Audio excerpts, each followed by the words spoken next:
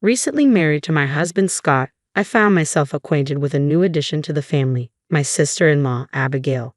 Yet, amidst the honeymoon glow, a strange call from her interrupted the tranquility. "Len, are you there?" she asked. Though I was listening, her words seemed to dance away from comprehension. "Okay, one more time," I requested. "Your cruiser crashed into an iceberg." "Yep, that's the gist," Abigail confirmed, her tone teasingly light. Perplexed, I attempted to untangle this bizarre tale. Firstly, I didn't own a cruiser. Secondly, what iceberg? We resided in Los Angeles, a far cry from Arctic or Antarctic waters. Abigail, bless her unconventional soul, often found herself in peculiar situations. Was she confused or merely pulling my leg? I'm still not following. Care to elaborate? I inquired, a hint of exasperation seeping into my voice. "Len, you're such a riot," she chuckled before launching into her explanation. Apparently, the story began during a visit to Scott's family home, where a family meeting awaited. Amidst introductions, Abigail noted my appearance, remarking on its resemblance to Japanese heritage, a fact that garnered compliments rather than scrutiny. Relief washed over me, replaced by gratitude for the acceptance I feared I might not receive.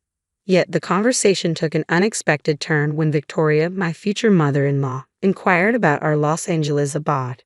Curiosity turned to concern as their questions veered towards specifics about our home and car.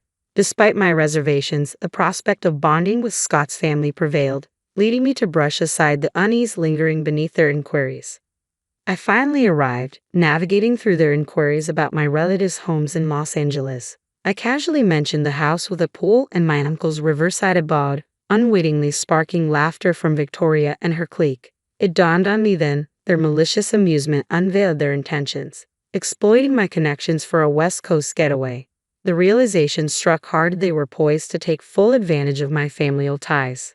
Yet voicing my concerns felt precarious. Complaining might risk their acceptance of our newly minted marriage, so I opted to endure, rationalizing that the trick wasn't imminent.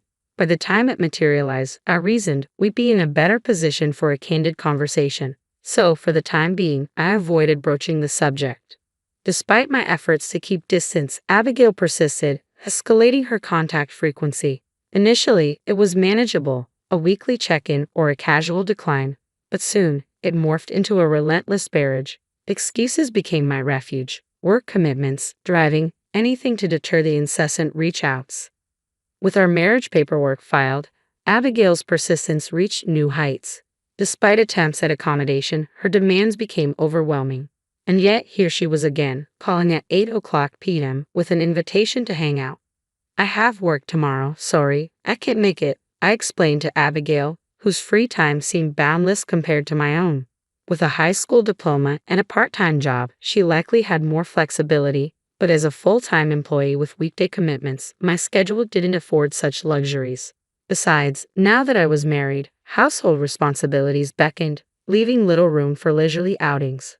"I have a meeting early tomorrow morning," I added, hoping she'd understand. "Stingy," Abigail retorted before abruptly ending the call. Her accusation perplexed me. True, I worked full-time, but my salary hardly qualified as lavish.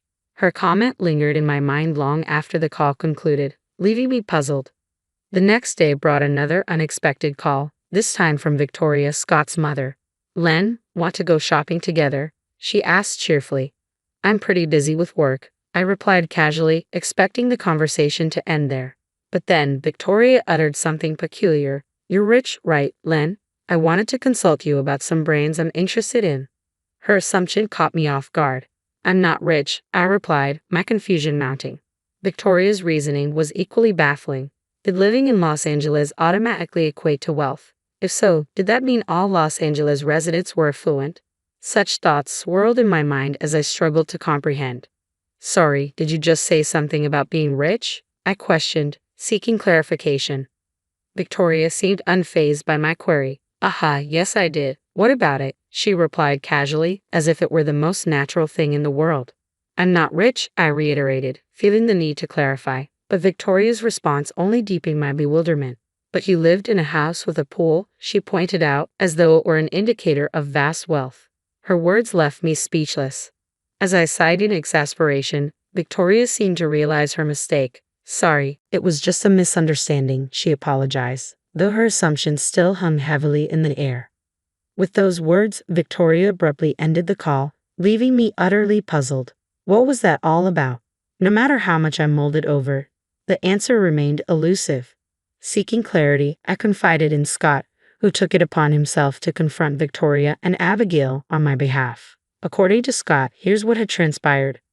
Upon learning that I resided in Los Angeles, particularly in a house with a pool, Victoria and Abigail jumped to a conclusion. Beverly Hills. In their minds, Beverly Hills equated to wealth, and by extension, so did I. While it wasn't unreasonable to associate affluence with Beverly Hills, their assumption was flawed.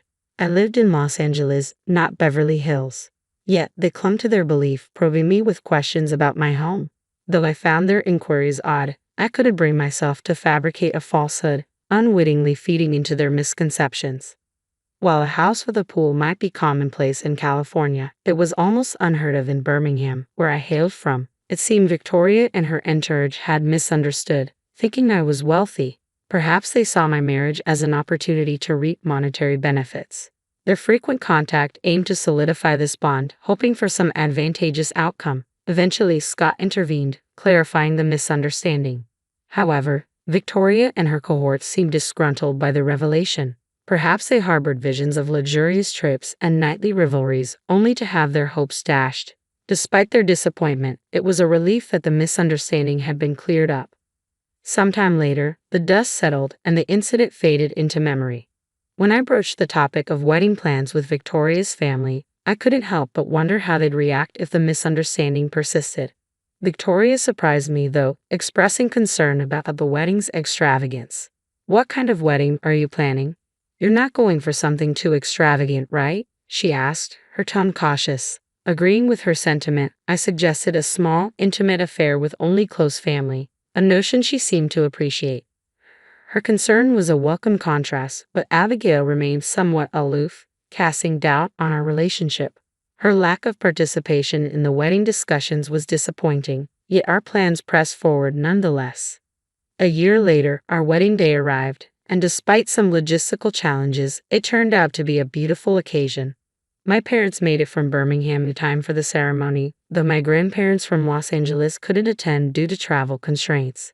Instead, my uncle Taylor, my mother's brother, stepped in, promising to capture the day through photographs for them. In the quiet moments before the ceremony, Taylor paid me a visit. He shared news about his company, which dealt with boat rentals, particularly cruisers and pleasure boats popular among young Americans. Proudly displaying a photo of a luxurious cruiser, Taylor revealed its staggering price tag, $3 million, his hearing impairment causing him to misinterpret my awe. As I marveled at the generosity, he unveiled another surprise, a picture of a pleasure boat, a wedding present for me. According to Taylor, his company had set it aside for my use whenever I visited his riverside home. Grateful, I thanked him sincerely. However, our private moment was interrupted by Abigail's sudden entrance. Her sly smile hinted at her eavesdropping outside the dressing room. Realizing she had overheard, I hesitated, knowing she'd likely insist on joining any boat excursions. Reluctantly, I acknowledged her presence, bracing myself for her inevitable inquiries about the newfound gift. "Taylor gave me a boat," I remarked, astonished by his generosity. Abigail's lack of enthusiasm was almost a relief. Taylor explained it was a second-hand boat from his company, a thoughtful gesture rather than disposing of it. Once Taylor left, I moved to the mirror to touch up my makeup. Catching Abigail studying the photo Taylor brought, I couldn't help but wonder if her disinterest was genuine. However, she vanished soon after, leaving me to ponder her motives.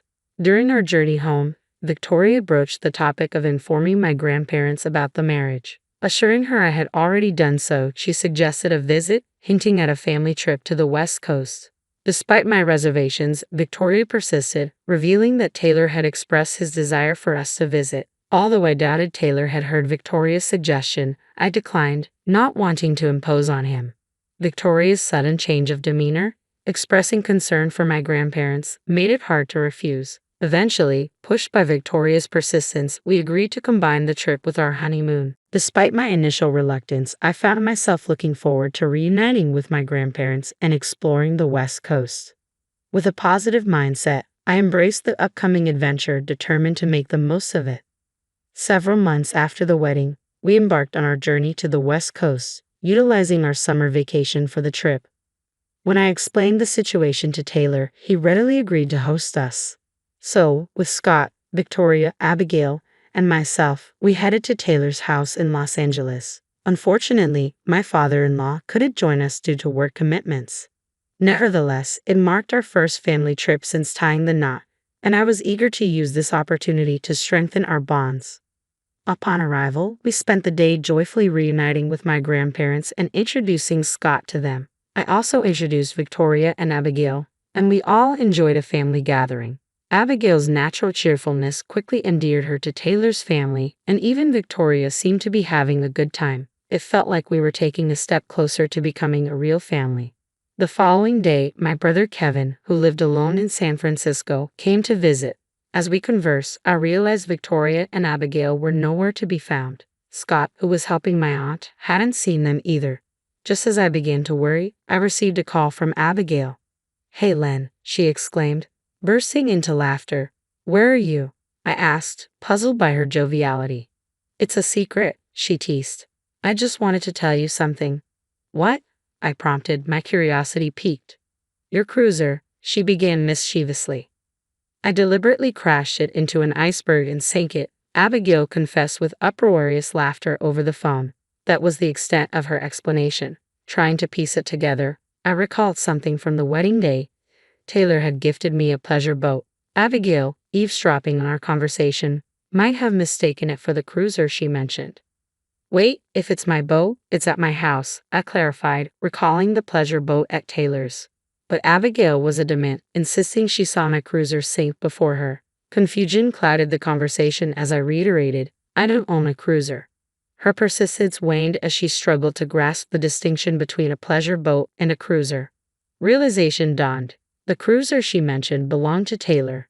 Just then, Taylor's frantic voice pierced through the phone, confirming my suspicion. Panicked, I urged Abigail not to move. In Los Angeles, seeking a boat and fleeing was no trivial matter. As Abigail's sobs reached my ears, I realized the gravity of the situation. "Mom, help me," she pleaded desperately to Victoria, her voice trembling with fear. "I don't know, Abigail, you did it on your own. Help me." Taylor and Abigail seemed to pass blame back and forth. As long as they stayed put, I felt relieved. Hastily, I contacted Scott and made my way to the marina where Taylor's cruiser was docked. The marina was only a few minutes' drive away, but upon arrival, I found several police officers already on the scene. In a state of shock, Taylor recounted the events. Early that morning, Abigail and Victoria had requested to go on the cruiser, but their strong Alabama accent made their English difficult to comprehend. Taylor assumed they wanted to borrow the cruiser, which he found confusing given their pronunciation. Seeking Abigail's perspective, she explained, "I kept telling Taylor to let me on Len's cruiser." However, Taylor struggled to understand her. "You actually said that?" I questioned, puzzled. "Yeah, but he didn't quite understand me," Abigail admitted. "I think I get what she's trying to say," I mused, considering the possibility of a miscommunication. Checking with Taylor about what he heard, he clarified, "Lisa's cruiser." The pronunciation wasn't far off, and with Abigail's strong Alabama accent, it wasn't surprising it was misinterpreted. Taylor, recognizing Abigail's persistence, assumed she wanted to lease a cruiser for an extended period. Mistaking his kindness for permission, Abigail boarded his own cruiser, believing it to be mine. It seemed like a simple misunderstanding, but one question lingered. "Why did you want to sink my cruiser?" Abigail's motive became clear. She believed I was hiding my wealth and sought revenge for what she perceived as a lie. While sinking a cruiser seemed extreme, it stemmed from her sense of betrayal. Still, questions lingered, and I confronted her about operating the cruiser without a license. "Had just kind of figured it out by watching Taylor," she admitted, a hint of guilt in her voice. According to Abigail, her intention was merely to cause a little trouble. However, her plan spiraled out of control when the cruiser moved unexpectedly, leading to its collision with the dock and subsequent sinking. Faced with a dire situation, she panicked and failed to call the police. Instead, she concocted a ludicrous story about hitting an iceberg, hoping to elicit a panicked response from me. Abigail's flawed reasoning stemmed from a Hollywood movie depicting a ship sinking after hitting an iceberg. Believing Hollywood filmed in Los Angeles due to nearby icebergs, she assumed their existence in the area. It was a bizarre and whimsical chain of events, but her intention was clear: to make me worry and rush to her aid. Scott scolded both Abigail and Victoria, and the matter was settled with repairs paid for by us. Despite Abigail's protests about her new job at a river cleaning company, it was a consequence of her actions. Meanwhile, Victoria's decision to work for Abigail's sake resulted in fewer contacts from her end. While I aimed to mend our relationships, it was essential for them to understand the consequences of their actions. As for Taylor's $3 million cruiser, I had yet to set foot on it, a lingering reminder of the turmoil caused by a simple misunderstanding.